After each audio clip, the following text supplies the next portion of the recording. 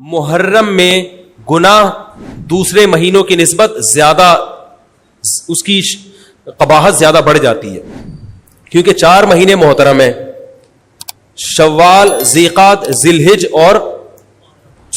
ذیقعدہ، ذی الحجہ، محرم اور رجب. یہ 4 مہینے جو ہیں اسلام میں اشہر حرم کہلاتے ہیں. قرآن کہہ رہا ہے فلا تظلموا فیہن انفسکم، اس میں اپنی جانوں پہ ظلم مت کرو. یہ ماتم کرنا بھی تو ظلم ہے نا اپنی جان پہ. تو اللہ نے فرمایا ان 4 مہینوں میں اپنی جان پہ ظلم مت کرو. کسی بھی طرح سے ظلم ہو، جسمانی ظلم ہو، روحانی ظلم ہو. جسمانی ظلم ماتم کر کے بھی ہو سکتا ہے اور انگاروں پہ چل کے بھی ہو سکتا ہے، اپنے آپ کو پیٹ کے بھی ہو سکتا ہے. روحانی ظلم کیا ہے؟ گناہ کر کا. تو نہ گناہ کرنے کی اجازت، نہ کسی اور طرح سے. عام مہینوں میں بھی ظلم کی اجازت نہیں ہے، نہ اپنے اوپر اور نہ کسی اور پر. تو ان 4 مہینوں میں ظلم کی نوعیت بڑھ جاتی ہے. سمجھ رہے ہیں؟